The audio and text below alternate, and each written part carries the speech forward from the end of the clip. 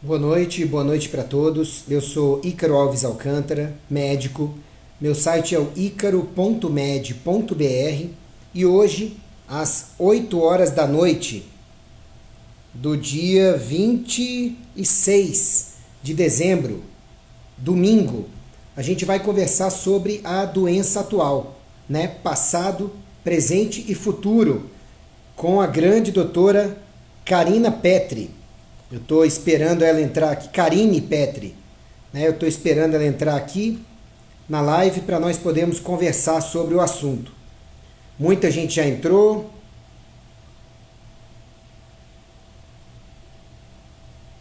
Já vou falar com a Karine aqui. Karine, pede para entrar na live, por favor, para eu poder autorizar aqui, tá bom? Isso. E vamos lá.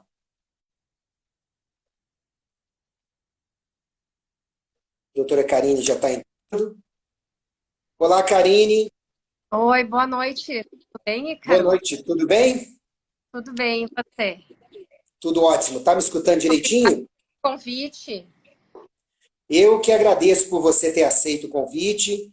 E, gente, eu acredito que a maioria das pessoas que esteja aqui agora, fora os nossos colegas do grupo de Covid, né, que devem estar entrando também, seja de seguidores meus. Então, por favor, antes de eu fazer a minha apresentação de como que eu conheço a doutora Karine como uma das principais médicas que foi atuante aqui em Brasília, que é atuante na parte da doença atual, da Covid-19 no DF, que coordena vários grupos de discussão da doença, do tratamento aqui no Distrito Federal e no Brasil, pelo que eu sei, e que coordenou e coordena vários dos esforços da gente capacitar as pessoas direito, inclusive colegas, né, Karine, do que é verdade, do que não é acerca da doença. Eu queria que você se apresentasse para o público que está conosco aqui.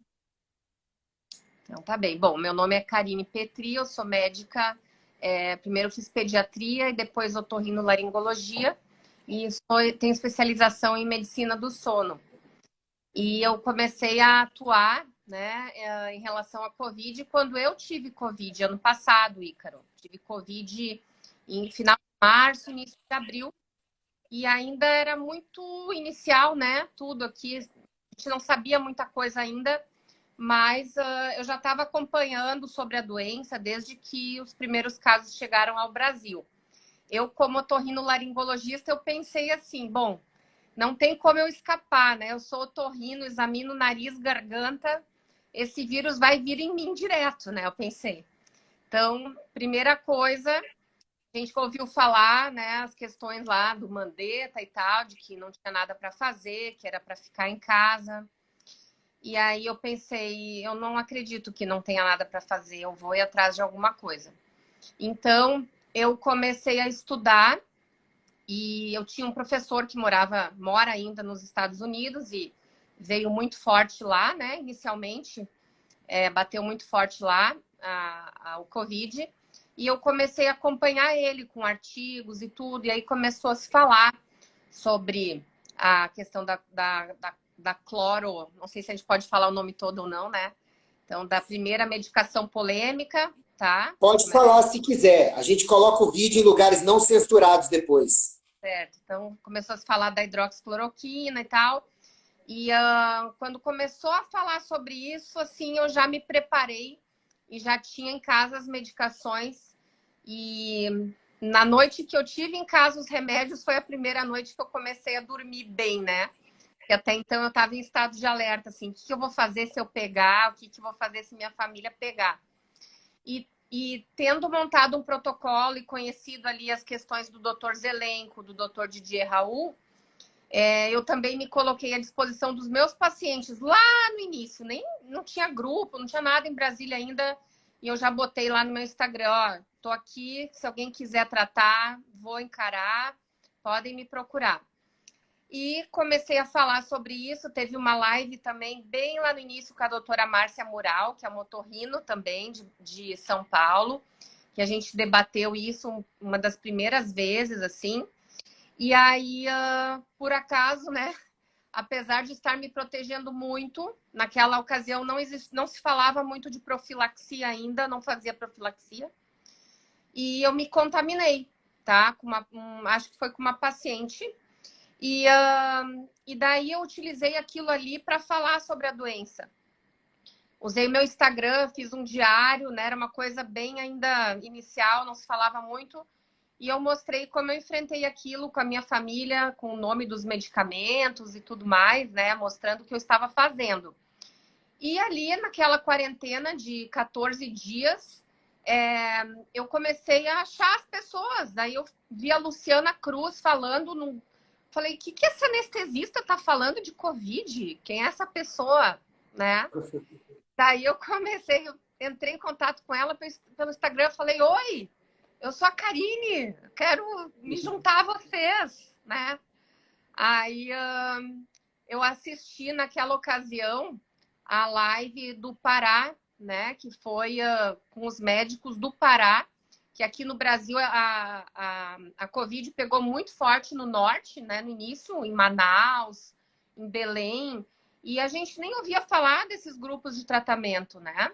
Mas eles já estavam atuando lá, justamente por a Luciana ser de lá, ela montou um grupo ali, se mexeu, né? Falou com o Dr. Zeballos e eles fizeram uma força-tarefa e conseguiram atender milhares de pessoas que não conseguiam chegar ao hospital. Não chegavam nem a atendimento médico, né? Eles tinham convênio, pessoas com convênio, pessoas sem convênio, atenderam todo mundo e foi uma maravilha. E aí, quando eu assisti aquela live, Ícaro, era 500 médicos online. Aquilo já me chamou a atenção. Falei, meu Deus, tem tanta gente assistindo, né? Olha só. Aí eu tava doente ainda. Falei, eu quero aprender, porque eu já estava falando sobre aquilo e as pessoas já em Brasília me ligando. Eu tô sentindo a mesma coisa. Me ajuda, né? E eu eu tenho que aprender, eu tenho que aprender. E aí eu assisti essa live e assim, a live terminou, eu sei que eu estava assim em prantos, sabe? Fiquei extremamente emocionada de ver o esforço, né, de médicos ali que de todas as especialidades, tinha cirurgião plástico, dermatologista, anestesista, né? Assim, realmente um mutirão do bem, e aquilo me emocionou muito e eu anotei tudo e assim que eu acabei, eu liguei para a Luciana, eu falei, Luciana, eu tô saindo da Covid agora, eu quero montar um grupo aqui em Brasília, como é que eu faço, né? Aí ela disse, não, vamos montar, já tem algumas pessoas aí comecei a conhecer, aí eu sei que no dia seguinte já botei lá no meu Instagram, que na época eu já falava assim, né, eu sou, sempre gostei de falar sobre as coisas de sono, de saúde, né, agora meu foco acabou mudando, mas e ali começaram a juntar os médicos. Eu sei que num dia eu abri o grupo, já formou 250 pessoas, aí tivemos que abrir outro grupo, né, em 48 horas, de tanta gente que entrou, que foi maravilhoso. E aí, no primeiro dia que eu voltei para o meu trabalho, né, eu também trabalho no SUS, além do consultório, eu disse para o meu colega lá, olha, eu quero ir ver no posto de saúde o que tem de remédio, porque eu quero prescrever aqui no SUS e os pacientes precisam conseguir. E na época, assim, o que eu me lembro, sabe, é que a gente ainda achava que as pessoas não estavam sendo tratadas só porque as pessoas não sabiam, entende? Hoje a gente sabe que é muito mais que isso, né?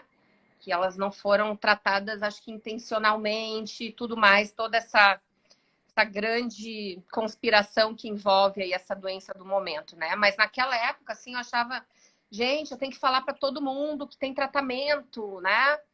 Enfim, a gente nunca acredita que o mal existe, né? Mas existe, infelizmente. E ali eu fui lá e daí a gente viu que não tinha remédio. Aliás, tinha a medicação H, porém, para eu conseguir esse remédio, eles me disseram que eu tinha que entrar com um pedido na farmácia de alto custo, umas coisas absurdas assim. Aí eu sei que a gente escreveu uma carta para o Ministério Público e fizemos uma live com o Ministério Público. E, enfim, acabou não conseguindo, né? A gente não conseguiu implementar em Brasília um tratamento precoce que fosse incentivado pela Secretaria de Saúde, Mas o barulho que a gente fez foi bastante, né? Para que mais pessoas soubessem assim, puxa, tem gente fazendo coisa diferente aí, vamos ver o que é, vamos tentar, né? Então, acho que foi bem válido nesse sentido, tá? E esse grupo que a gente formou em Brasília, né? Esses dois grupos existem até hoje. Falo assim, são quase 2 anos, né, Ícaro? E as pessoas não saem do grupo. Elas estão ali, entendeu? Então, isso é ótimo, né? É incrível, porque a gente sabe que nós vamos ter várias batalhas pela frente ainda. E além desses dois grupos de Brasília, daí eu ajudei a Luciana a montar, né, esses grupos que nós temos de tratamento. Temos 12 grupos que se chama Entre Médicos, né? Em que a gente ajuda a fazer lives, a gente monta protocolos e principalmente tem muita ajuda mútua, né? Um médico com outro, assim, ajuda nos casos e ajuda até mesmo no apoio, né, Ícaro? Porque é uma situação tão difícil a gente tentar ajudar e a gente ser extremamente combatido e perseguido e um médico precisa ajudar o outro e dizer, não desiste, levanta, vamos lá, vale a pena, né? Então, esses grupos, eles realmente são de apoio integral. Eu acho que a gente sempre recebe boas, assim, mensagens muito bonitas, né? Agora no Natal, recebi mensagens muito bonitas, né? Quando a gente tá assim meio para baixo, meio cansada, a gente consegue com essas mensagens se levantar de novo, né? Então é isso aí que eu fiz nesses 2 últimos anos, tá? Mas eu sempre digo, eu acho que eu não fiz mais do que a minha obrigação como médica e como ser humano, né? Que a gente sabe que quando a gente sabe de uma coisa, uma verdade, né, que pode ajudar a salvar vidas, nós, como médicos, temos a função de disseminar essa verdade, né? Apesar de tudo, fomos muito... apesar de fazer a coisa certa, ainda somos muito combatidos, né? E agora estamos, eu digo assim, às vezes eu me sinto que nem naquele filme Tropa de Elite, né? Que a gente tem o Tropa de Elite 1 e 2, né? E aí no 2 diz assim, agora a guerra é outra, né? E agora a nossa guerra é contra a Covid, mas também temos outras coisas em jogo aí no momento, né? Exato. Gente, foi assim que eu conheci o nome da Karine também, como aquela médica de Brasília que montou os grupos que falam de tratamento precoce, que tem embasamento para isso, que até o Alexandre Garcia falou em várias lives dele, de você, do grupo. E assim, os melhores médicos que eu conheço, como você, eu te parabenizo, são aqueles que colocam a causa na frente do nome. Quer dizer, a gente não está interessado em ser conhecido para a posteridade nem pela nossa biografia, se é que você entendeu a analogia, né? A gente está interessado em semear a esperança com embasamento científico. Por que esperança? Deixa eu fazer o resumo para vocês do passado. A cepa alfa, que foi o primeiro vírus original Covid, vocês estão vendo que ele vai numa ascendente de variantes de acordo com letras gregas, né? Então a gente teve Delta, Gama. Eu, por exemplo, tive a variante Gama em setembro desse ano. Então a minha, nada de perda de olfato paladar, mas uma dor no corpo, uma fraqueza, uma perturbação mental, dores musculares absurdas, mas de uma gripe forte.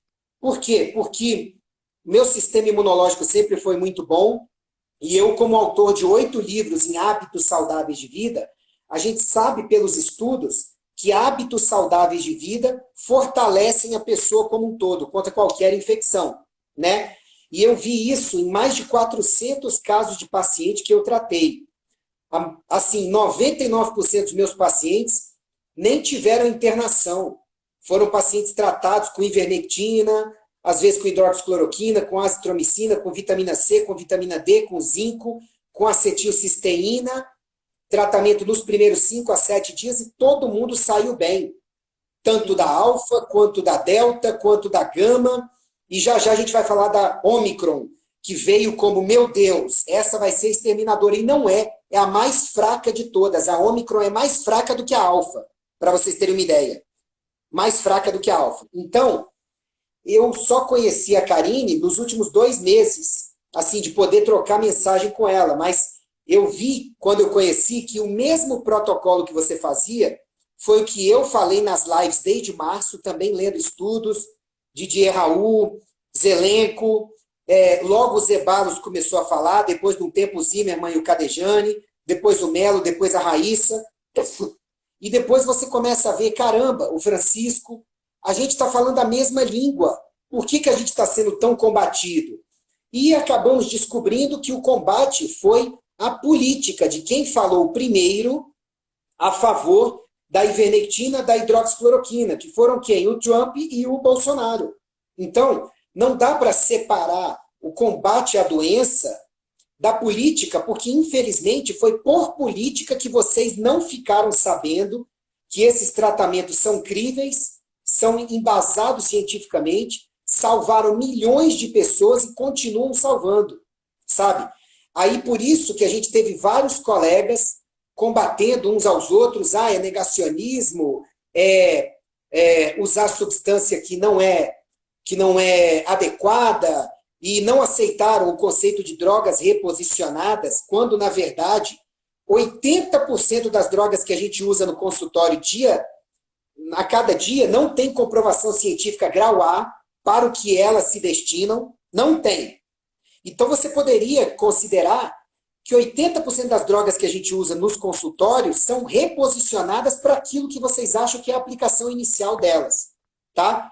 Mas, olha, essa história do Mandetta e de vários governantes do que procure um respirador para chamar de seu, porque não tem cura, fique em casa, passe álcool gel em tudo várias vezes por dia, higienize alimentos e superfícies, o negócio é lockdown, isso aí não passou de pânico desnecessário que não ajudou a humanidade. A gente achatou a curva, o que permitiu muitas pessoas desenvolverem um monte de variantes em casa e mudar dados e contaminar umas às outras e tudo mais. Então, gente, há tratamento, o tratamento funciona, só precisa ser feito no começo, porque se você perder tempo, aí sim você evolui para tão ruim fase inflamatória, e a partir daí você pode precisar de um arsenal que não é específico e que vai ser cada vez menos eficaz. Mas há esperança, né, Karine? Como teve para os nossos pacientes, né? Com certeza. Até queria colocar ali que você falou da live, né, do Alexandre Garcia, que só uma coisa que é interessante, né, as pessoas saber como que as coisas acontecem, né, como é que foi aquilo ali. Então, assim que eu fiz o contato lá com a Luciana, tá, e com aquele grupo, tinha um time montado que estava fazendo lives com cada médico dos estados. E aí eles me falaram assim, olha, você quer fazer a live quando? Eu disse, amanhã, né? Então, vamos ver quem tem para amanhã. Daí tinha, acho que a doutora Anice disponível, o doutor Wong. Eu disse, nossa, que honra, né? Eu falar com esses médicos. Como é que a gente pode fazer para isso aí atingir mais gente, né? Porque eu estava acompanhando as lives, daí tinha em torno, assim, de uns 200, 300 espectadores, né? Eu falei, isso aqui é muito importante, tem que ter mais gente. E daí eu me lembrei que a esposa do Alexandre também está no nosso grupo, ela é médica também, né? Aí eu voltando lá de Taguatinga, tá? Na sexta-noite, o trânsito às vezes ajuda a gente a pensar, né? Aí eu tava no trânsito assim, falei, meu Deus, deixa eu pensar. Eu me lembrei, eu falei, vou ligar para ela. Aí eu liguei, falei, não custa, né? Escuta, doutora Magda, será que teria como a gente transmitir amanhã no canal, né, do Alexandre, no YouTube? Aí ela disse assim, vou falar com ele. Aí chegamos em casa e tal, e aí ele falou, eu nunca tinha transmitido ao vivo pelo YouTube. Não, mas nós vamos dar um jeito, né? E aí a gente passou a madrugada arrumando tudo, e no dia seguinte conseguimos transmitir no YouTube, e deu só 30 mil pessoas ao vivo na nossa live. Né? Quantas vidas não foram salvas e quantos colegas não foram despertados? Parabéns. 30 mil pessoas ao vivo. E chegou a 2 milhões de visualizações, né? Aí foi tirado do ar. Mas ainda tem essa live gravada em outra plataforma, depois até posso botar de novo, que é bem histórico, né? E ali aí veio todas pessoas assim muito importantes já relatando a experiência, né? Doutor Cássio de Porto Feliz, tá? Veio, acho que também um médico de Balsas relatando a experiência já com tratamento precoce lá. E uma coisa interessante que aconteceu, tá? 15 dias depois dessa live, houve uma redução da mortalidade no Brasil, de cerca de 10%, tá? Então, assim, a gente pensa, será que foi por isso? Pode ser que sim, né? Porque o tratamento em UTI ali não tinha ainda melhorado, evoluído, né? Mas é uma coisa interessante esses bastidores aí de contar para as pessoas. Mas o que Sim, você falou em relação aí, né, ao tratamento precoce, imediato, é isso mesmo, tá? Eu também tenho uma estatística, assim, grande, tá? Eu não cheguei a fazer bonitinho, porque eu falo, ou a gente trabalha ou faz ciência, eu sou uma médica que eu trato as pessoas, eu não consigo ficar fazendo trabalho, não tenho eu equipe, nada, também. mas sim, certamente foram mais de 2 mil pacientes, tá? E o que eu digo assim, de tratamento precoce mesmo, aqueles que a gente pega nos primeiros dias, eu não tive nenhum paciente que foi a óbito, tá? Infelizmente, acompanhei, tá? 6 pacientes dentre esse universo, tá? Que evoluíram para óbito, mas foram pessoas que já chegaram num estágio grande de inflamação, com comorbidades, tá? Pessoas que não tiveram muitas vezes o que eu chamo assim de atendimento ideal, porque mesmo a fase inflamatória a gente tem muito o que fazer, mas algumas vezes a gente precisa de um pequeno, digamos, de uma ajuda, né? Ou de uma enfermeira que vai na casa, ou o paciente tem que ter condição para comprar as medicações, porque algumas vezes quando o paciente entra no hospital a gente já perde aquele comando ali, né? Mas dentro assim de tratamento precoce, realmente eu não tenho nenhum paciente que evoluiu para o óbito. E dentre toda essa jornada aí, né, na Covid, que eu acho, para mim, assim, foi muito, muito, muito marcante, tá? Foi o colapso de Manaus, né? Que esse eu participei. Então, teve colegas que participaram do colapso já do Pará e de Manaus. E é totalmente diferente do atendimento que a gente faz no dia a dia para um paciente que está, né, na casa dele, com acesso aos exames, com acesso à medicação, né? E em Manaus foi assim, eram pacientes que eles não tinham nem como conseguir um exame, não tinham nem como conseguir remédio, porque as farmácias estavam desabastecidas, né? Pessoas trancadas dentro de casa, tinha polícia na rua, eles não podiam sair a partir de certa hora da noite, nem para ir na farmácia, tá? E a gente montou, eu participei de um grupo voluntário que montou um sistema de atendimento online, né, em que tinha um link que foi espalhado para os grupos da cidade, os grupos de WhatsApp, e o paciente entrava ali e era um médico designado cada vez, né? E foi muito, muito, foi muito impactante para mim, né? Porque eu me sentia assim, realmente numa guerra, né? Em que tu tinha que ajudar da forma que dava e a tua ajuda era assim o diferencial entre a vida e a morte do paciente ali, né? Então eu atendi 50 pacientes em Manaus e nenhum morreu. Nenhum morreu e nenhum foi hospitalizado, mas eu tratei em casa cerca de 10 pacientes que deveriam estar na UTI. E não tinha UTI, não tinha nem hospital. E alguns deles ainda ficavam assim, em fila de espera para conseguir oxigênio, uma loucura, né? E a gente conseguimos juntar dinheiro com os grupos de Brasília, né? Conseguimos enviar até medicações para lá também. Tinha uma médica de lá que recebia medicação, o paciente ia na casa, buscava. Foi assim uma operação de guerra, mas um esforço muito bonito. E depois que a gente ajudou Manaus, aí abriu para outras cidades que estavam colapsadas, né? Foi Chapecó, teve uma cidade do interior de Minas. E aí o colapso se generalizou assim para todo o país. Mas é uma situação que eu nunca esqueço, assim, né? Porque foi muito marcante. E tu atendia uma pessoa na casa e quando tu via, tinha. Todos estavam contaminados. E lá eram casas muito grandes, né? Moram todos juntos. Então, 9, 10 pessoas numa mesma casa. E muitas vezes, além da medicação, a gente tinha que ajudar também com comida, porque eles não tinham nem dinheiro para comida, né? Então, assim, foi uma operação humanitária, assim, isso eu jamais vou esquecer na minha vida, assim, de médica, porque apesar da Covid ter me dado muito trabalho, né? Mais do que eu queria, né? Porque trabalho todos nós queremos, né? Nós médicos queremos trabalhar, né? Graças a Deus gostamos do nosso trabalho, mas foi muito mais do que eu queria, muito mais do que eu podia. Assim, eu cheguei a ficar, sei lá, 3 meses direto, trabalhando sábado, domingo. Também perdi um pouco da minha saúde, né? Agora estou recuperando. Mas eu acho que a Covid me deu essa grande oportunidade de poder ser médica na plenitude da palavra mesmo, né? De exercer a nossa profissão, né? Conforme o nosso juramento, né? Que é primeiro não fazer mal, né? Procurar fazer o melhor que você puder com o que você tem disponível, né?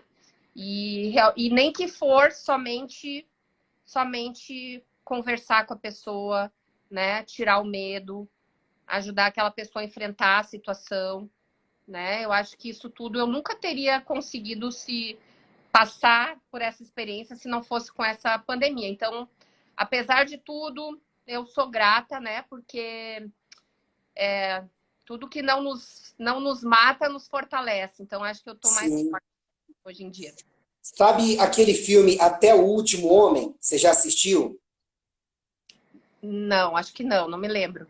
Assista, é maravilhoso. É a história real de um cara que foi para a guerra, para a Segunda Guerra, se eu não me engano, mas pela religião dele, ele não podia pegar em armas. Então ele pediu para ir para a guerra para ajudar no resgate sem armas, para ajudar sem armas, com a palavra do Senhor e tudo. Beleza. Chegou um momento onde o pessoal subiu, que tinha um paredão e do outro lado tinha uma batalha, e as pessoas estavam morrendo pra caramba e eram deixadas no campo, porque não tinha como resgatar quando você estava invadindo a linha inimiga. Ele subia, eu até arrepio de lembrar, assista que você vai gostar, que eu vejo que você é uma pessoa sensível, Até o Último Homem, lindo. E aí ele subia orando, Pai, só mais um.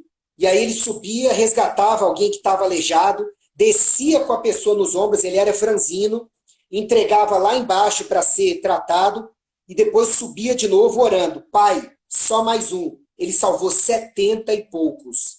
Só na força da fé e de querer lutar.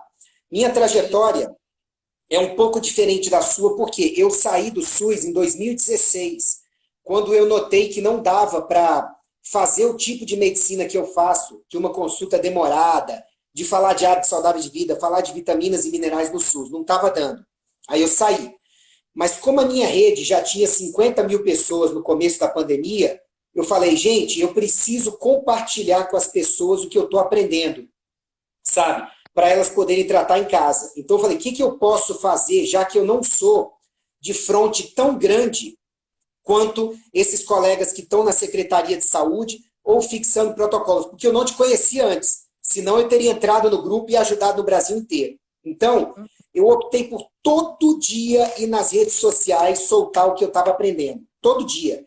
Eu fui xingado por aluno de faculdade de medicina, por biólogo, por microbiologista, por jornalista, por youtuber, por yousucker, que eu chamo youtuber sucker de yousucker, né? Enfim, tem muitos, sabe?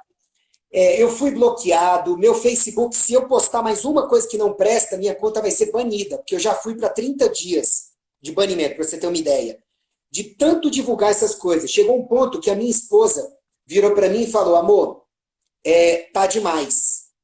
Porque todo momento que dava, eu ia para o quarto fazer uma live de 1 minuto, de 5 minutos, de 10 minutos. Olha, gente, não é assim. E usando palavra codificada e depois falando direto. Aí eu falei, eu preciso passar um protocolo.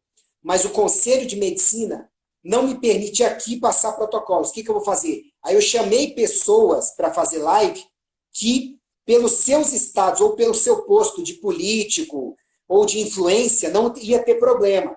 E aí eu puxava a pergunta, a pessoa falava o protocolo. Tanto que está lá no icaro.med.br/covid. Tem 20 vídeos lá. E fiz o canal.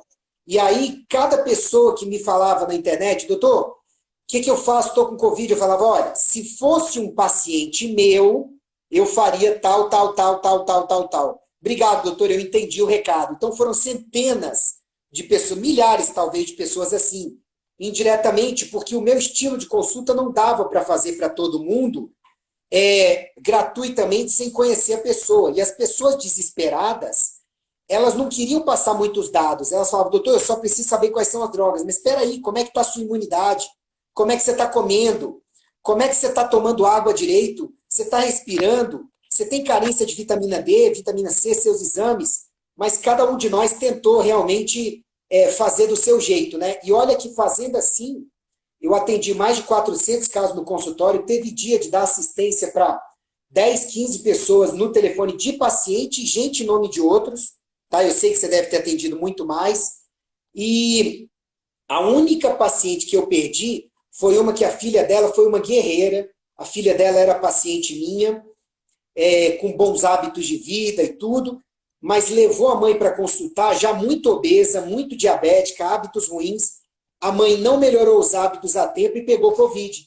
Resultado, ela desenvolveu a doença mais agressiva e o tratamento precoce não chegou a tempo. Mas fora isso, todo mundo foi muito bem, graças a Deus. Então temos experiências congruentes de que o tratamento precoce realmente salva.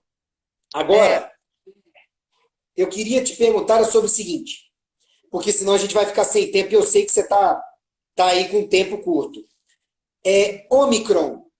Eu estava vendo vídeos dos Zeballos, vídeos da Roberta Lacerda, do Zimmermann, que até no começo ficou meio assim, né?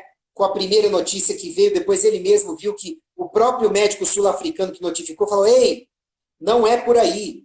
Realmente é muito mais gente contaminada, mas os sintomas são muito mais leves, ela é muito mais transmissível, mas a gente quase não tem mortes hoje em dia no mundo por ela, né? E eu até soltei um vídeo ontem e falei, gente, a Omicron, ela vai pegar muito mais gente, principalmente agora depois de festividade de final de ano, que é aglomeração pequena, não vejo grandes problemas, mas mais ainda, veraneio e carnaval, que as pessoas relaxam um pouco.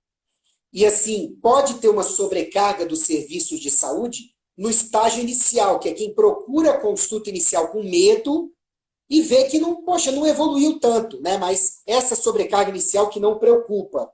Você também tem visto a Omicron com esses olhos? O que você tem para falar sobre ela? Olha, eu entendo assim que nós aqui no Brasil passamos pela pior que poderia ter, que foi a Gama, né? A P1 de Manaus, né? E a gente já esperava, assim, eu acho que o que a gente passou pela Delta, a gente poderia esperar em relação ao Ômicron, né? A P1 aqui se espalhou muito e gerou um grande número de pessoas que já têm imunidade, né? Então, a gente não viu esse aumento de casos que ocorreu nos Estados Unidos, por exemplo, com a Delta. Ficamos esperando meses e não houve esse aumento, não é verdade? Então, assim, vamos esperar, vamos ver como é que vai ser essa Omicron aqui, mas pelo que a gente já tem de notícia lá de fora, né, Europa, África do Sul, a gente vê que os casos não estão agravando. Não quer dizer que alguns não vão precisar de hospitalização.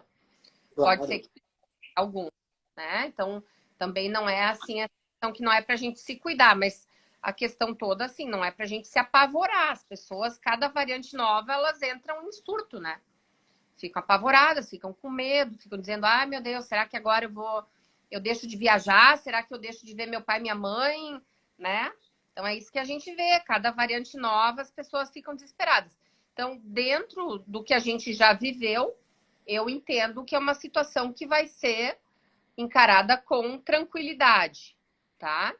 Eu não acho que as pessoas devam, como eu já falei, né, nas minhas redes sociais, eu acho que a gente tem que viver a vida com cuidados, a gente tem que principalmente cuidar do nosso corpo, que é o nosso escudo, é a nossa imunidade que nós já temos, né? São os nossos mecanismos de enfrentamento aos vírus e bactérias, né, que Deus nos deu, né? Então, nossa imunidade celular, nossa imunidade humoral, fazer atividade física, que é fundamental, dormir bem, se alimentar bem, né?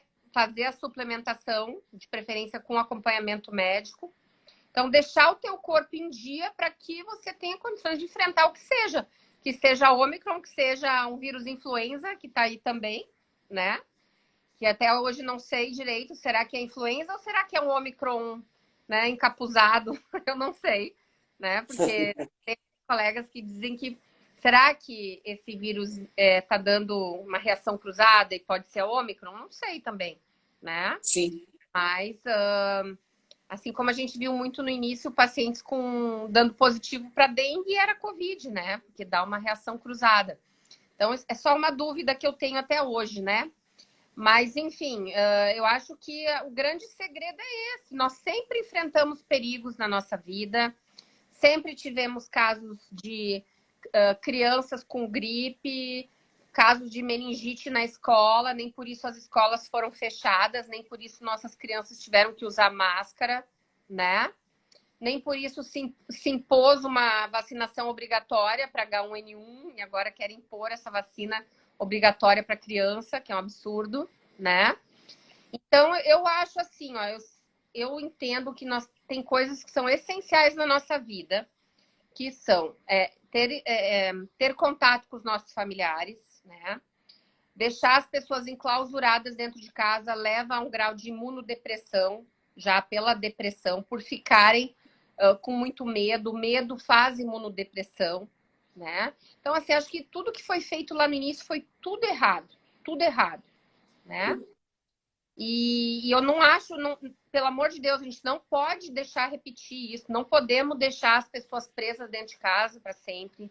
Não podemos fechar as escolas, não podemos fechar os trabalhos, não podemos fechar, tá? Então, isso, assim, a gente tem que se unir contra as falácias que já foram feitas e que já vimos que não funciona, né?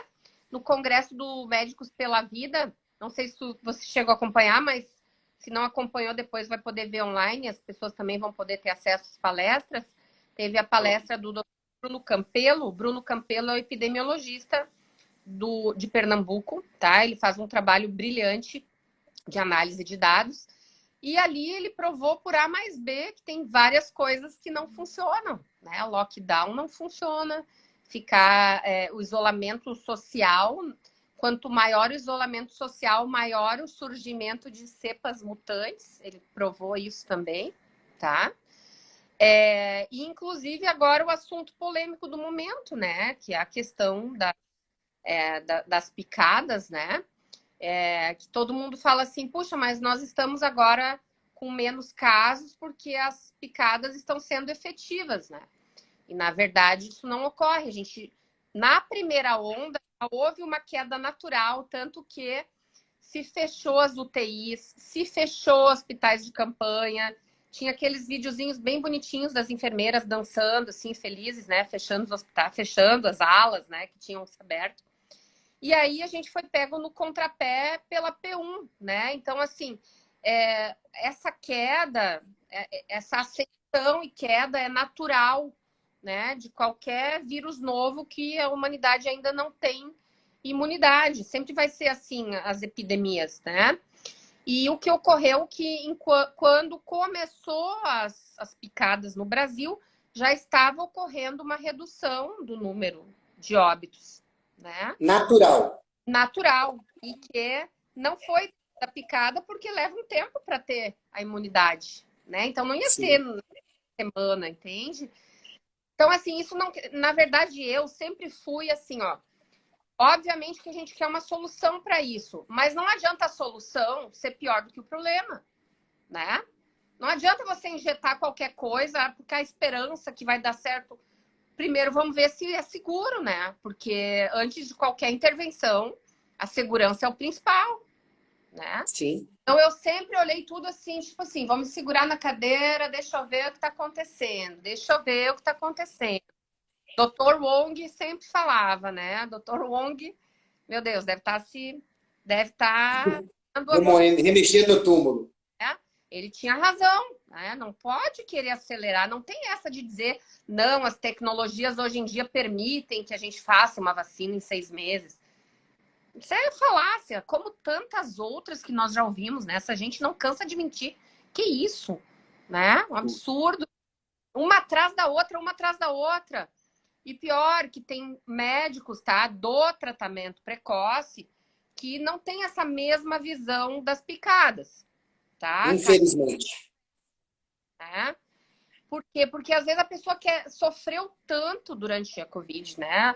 Atendeu tanta gente ruim, mal, assim, passou noite sem dormir e quer muito que a coisa funcione.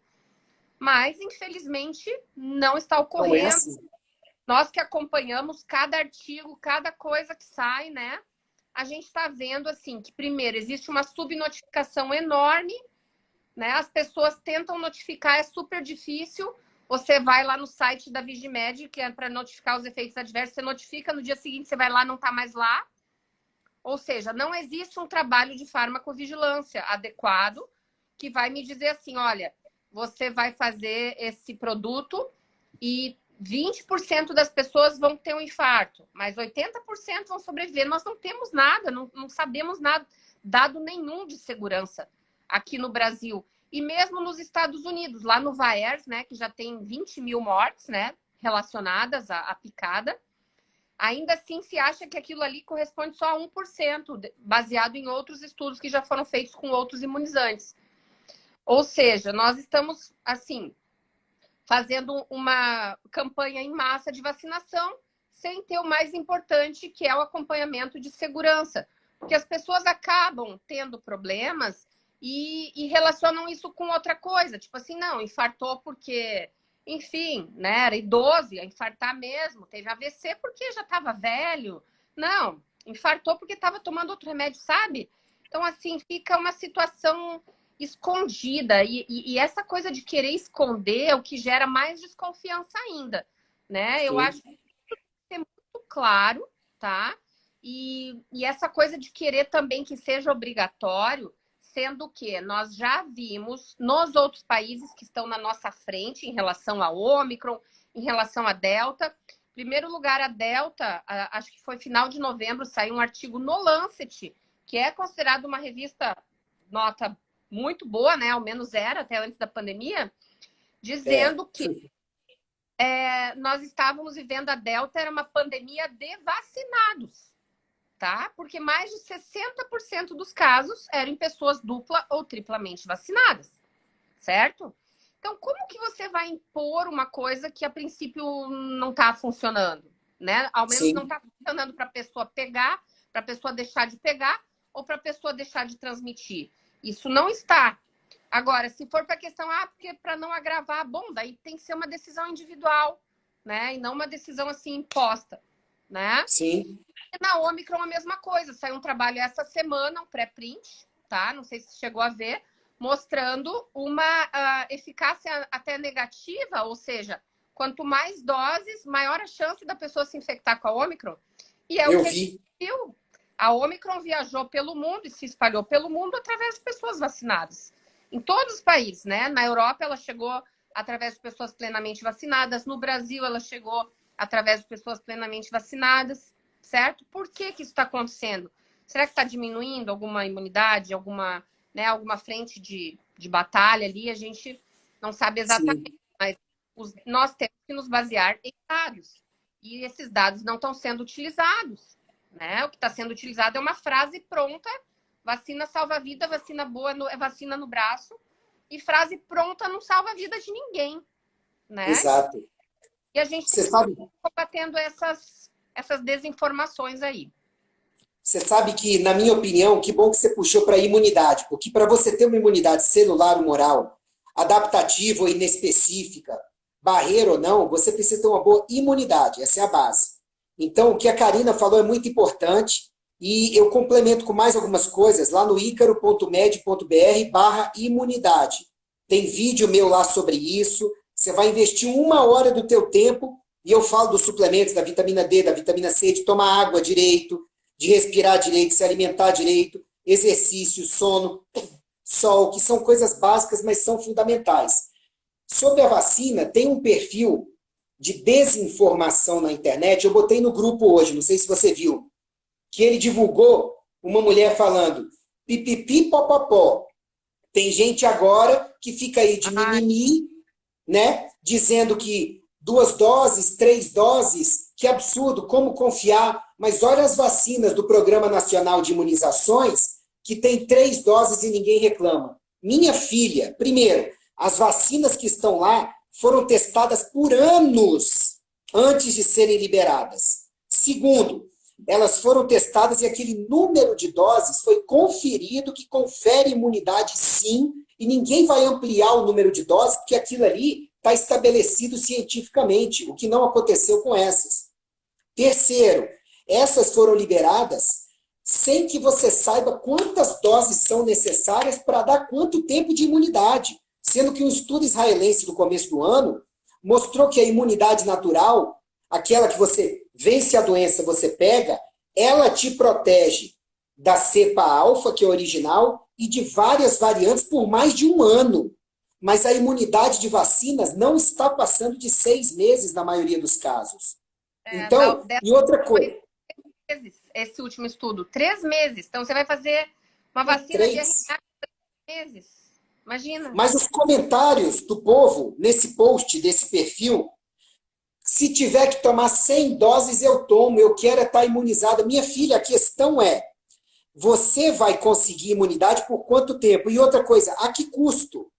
Já tem centenas de atletas, personalidades, cantores, crianças, adolescentes, que estão morrendo do nada de miocardite, de trombos, de embolia, coisa que não acontecia.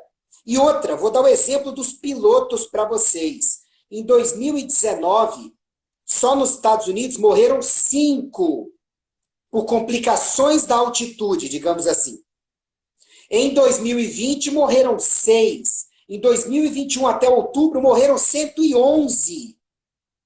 Todos vacinados, porque a altitude aumenta complicações potenciais relacionadas a trombo e relacionadas à hipóxia, que a gente sabe que são 2 componentes do efeito colateral de várias vacinas. Aí, cara, mas isso não está estabelecido. Gente, deixa eu explicar para vocês. Karine, me corrija se estiver errado.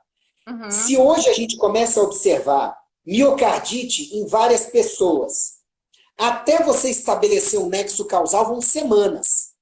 Depois dessas semanas é que você vai tentar notificar e gerar um efeito de massa legal.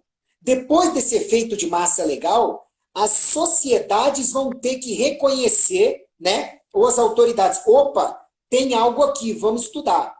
E vai passando o tempo e as pessoas sofrendo.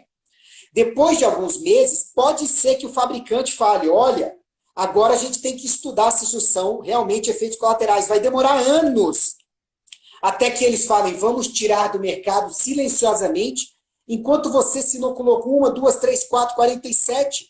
E lá atrás, você vai descobrir, meu Deus, foi causado por isso. E outra, na bula, todos os fabricantes já colocaram, não nos responsabilizamos por efeitos colaterais, porque o nosso produto é experimental. O próprio fabricante fala indiretamente. Então, não faz sentido você querer usar isso, mas se você quer, seu direito tem que ser respeitado. Mas se eu não quero, se a Karine não quer, se os pacientes não querem, o direito também tem que ser respeitado. Porque é experimental, porque não é constitucional, porque vai contra o Código Civil, artigo 15, por aí vai. Né, Karine? A gente está num período de inversão de valores em prol de uma pseudociência. Exato, porque já tem demonstrado por A mais B que não impede a contaminação, tá? Não impede de eu pegar, não impede, as pessoas vacinadas transmitem da mesma forma ou mais. Tem estudos que mostram que os vacinados têm maior carga viral, tá? Olha é só. outra medida indireta de diminuição da imunidade, talvez, né? Então, assim, essa coisa de querer vacinar todo mundo para proteger o coletivo não existe, tá? Infelizmente, nós sabemos que o passaporte vacinal é muito mais do... Não é pela saúde das pessoas, tá? Isso aí é um outro assunto, tá? Mas é para o controle realmente, tá? Para um controle que vai sendo imposto aos poucos, né? Então, hoje você tem que fazer uma vacina, amanhã você vai ter que raspar seu cabelo, no outro dia você vai ter que andar de uniforme na rua, tá? É por aí que a gente vai perdendo as liberdades. A liberdade, ela nunca é perdida de uma só vez. Você vai perdendo ela aos poucos. É isso que ocorre. Já ocorreu em vários outros momentos da sociedade. A gente sabe qual foi o pior deles, né? A Segunda Guerra Mundial. Agora, a questão toda, né, que mais nos dá uma agonia, eu como mãe, como pediatra que sou, é a questão das vacinas nas crianças. Eu não consigo entender o que está acontecendo com essas sociedades médicas que estão apoiando esta experimentação em criança. Dizem que não é experimental sim, está em fase 3, talvez até em 2, porque nós nem sabemos quantas doses são necessárias. Exato, né? exato. E não é porque foi aprovada pela Anvisa que deixa de ser experimental, tá? Ela é experimental. O ensaio em adultos acaba em 2023, em crianças em 2026. E tem um próprio CEO da Pfizer lá, que teve uma entrevista dele que falou ao vivo, nós não sabemos como será até começar a vacinar em massa, ou seja, vamos ver como vai ser no seu filho, vamos ver se ele vai ficar vivo ou não, tá? No meu, não. Tá errado. E assim, o que me deixa muito triste às vezes é as pessoas assim, não, eu vou fazer porque assim, ele tem que viajar, né? Tá indo pra Disney, né? Aí eu falo, pois é, felizmente aquela menina lá no interior de São Paulo também, ela queria ir pra Disney, olha onde ela tá agora. Morreu, né? Então, assim, é muito triste, mas assim, cada um tem um nível de resistência. O que eu falo é o seguinte, isso aqui é uma guerra e a gente precisa resistir. E não adianta a gente querer só que os médicos salvem a gente. Eu falo aqui, às vezes tem gente que diz, ai, doutora, por favor, me ajuda, eu quero um atestado. Eu falei, eu só posso dar atestado se a pessoa tem uma contraindicação. Mas todos nós podemos lutar pelos nossos direitos. Nós temos que ir na frente da Câmara de Vereadores, nós temos que ligar para o nosso deputado, nós temos que clamar a atenção, dizer, olha, eu estou aqui e eu sou contra tudo isso, certo? Porque só nós médicos não vamos conseguir acabar com essa palhaçada, tá? Então, assim, cada um que está assistindo precisa disseminar isso aqui e se é contra a compulsoriedade, principalmente, tem que se posicionar e começar a se mexer, porque senão nós vamos ser atropelados. Exato. Karine, em respeito ao seu tempo, né, que eu sei que hoje você deve ter outro compromisso e tudo, já está quase dando 1 hora, eu queria te agradecer por ter estado comigo aqui. Eu tenho certeza que essa live, se as pessoas assistirem de novo, compartilharem, acessarem os links, acessarem seu perfil, vão ver que tem muita evidência científica do que a gente está falando e vão sair daqui mais tranquilas, melhorando a imunidade delas e com uma saúde mental mais blindada contra o pânico e medo que estão tentando semear de novo a mesma fórmula dos últimos 2 anos. Então, muito obrigado e, por favor, dê seus recados finais aí, diga suas redes, onde o pessoal pode te encontrar, e eu espero que possamos fazer novas lives. Eu quis terminar esse ano fazendo uma live dessa minha de domingo, 8h30 da noite, que eu faço há mais de quase 10 anos. Eu quis terminar com uma pessoa especial, você, que eu sabia que poderia dar uma palavra de esperança com embasamento científico para as pessoas. E a missão foi cumprida. Te agradeço. Viu? Por favor, a palavra é sua. Não, muito obrigada por esse espaço. Realmente, informação salva vidas, né, Ícaro? Assim, a mensagem final é realmente assim, todos os nossos esforços agora têm que ser unidos, tá? Contra essa compulsoriedade da picada nas crianças, por 3 motivos principais. Primeiro, não impede a contaminação e a transmissão. Então, crianças não impedem que adultos se contaminem, né? Ela não é segura, tá? Nem para adulto, nem para criança. E, terceiro lugar, não tem eficácia comprovada para reduzir óbito e internação hospitalar em criança. Então, são os 3 motivos pelos quais nós temos que lutar contra essa vacina. E deixar uma mensagem assim, né? Que é o que eu digo sempre, a gente sempre enfrentou perigos nessa vida, nem por isso nós deixamos de viver, nem por isso nós deixamos de estar com os nossos familiares. Voltem-se para a saúde. Então, procurem a saúde e estejam fortes para enfrentar qualquer desafio. Basicamente é isso, né? E o forte não é só forte de corpo, né? Forte de mente, forte de espírito, né? A cabeça, né? A espiritualidade são os nossos pilares para enfrentar todas as batalhas. Muito obrigada e estou à disposição. A minha rede social, por enquanto, é o Instagram, Facebook, já fui banida 1000 vezes, tá? Esse ano vou implementar algumas coisas a mais. Tem meu canal do Telegram, que tem o link lá no meu Instagram. No mais, deixar um feliz ano novo para todos, tá? com esperanças renovadas e contem comigo aí para as próximas batalhas. Gente, vamos espalhar essa live e fazer a Karine fazer o site dela para ficar mais fácil a gente seguir, né? Uma campanha aí para a Karine fazer o site. E sigam no grupo do Telegram dela. Eu também não sabia que existia, vou entrar. Tem o meu canal no Telegram também, vocês encontram lá no icaro.med.br. Karine, muito obrigado, a gente vai se falando, viu? Feliz ano novo para todos nós. Beijo, Feliz até ano mais. novo. Tchau.